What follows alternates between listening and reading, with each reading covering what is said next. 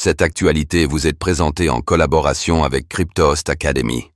Ayez un temps d'avance sur le marché crypto en rejoignant notre communauté premium.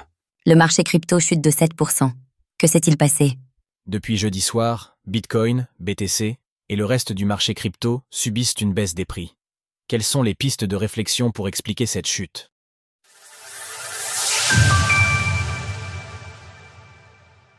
Le marché crypto voit rouge. Au cours des dernières 24 heures, la capitalisation totale crypto a chuté de 7,2% selon les données de CoinGecko et affiche maintenant un peu plus de 3 800 milliards de dollars.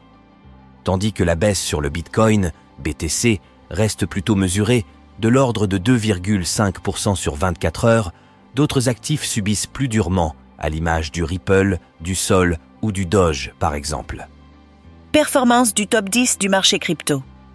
Concernant les liquidations sur les plateformes centralisées de produits dérivés, bien qu'importantes, celles-ci se limitent tout de même à 645 millions de dollars sur 24 heures, les positions acheteuses étant tout de même concernées à raison de près de 93%.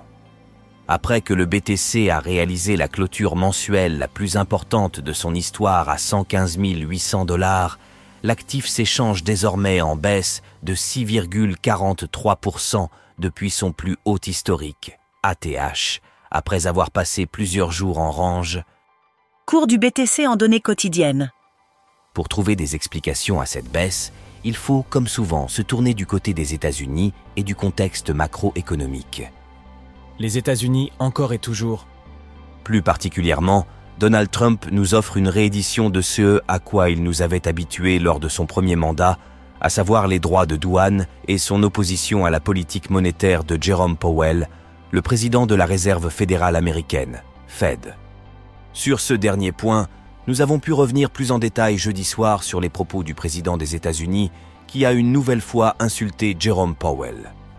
Concernant les droits de douane, la Maison-Blanche a en effet officialisé une mise à jour au motif de rééquilibrer la balance commerciale du pays. Le président Trump a remis en question des décennies d'échecs de sa politique commerciale.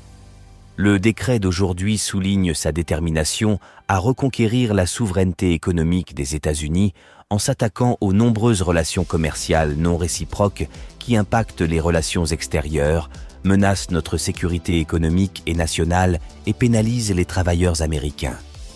Tandis que cette semaine, l'Union européenne a, comme à son habitude, courbé l'échine, nous avons vu que les fameux tarifs ont été fixés à 15%.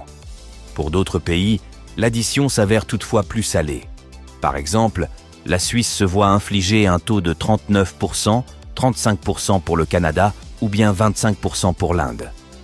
À la mi-avril, après le premier acte de cette guerre commerciale, les marchés financiers, dont celui des crypto-monnaies, avaient explosé à la hausse après une phase de baisse.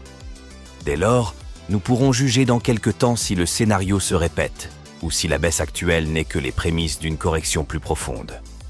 Sources: TradingView, Maison-Blanche. Retrouvez toutes les actualités crypto sur le site cryptost.fr.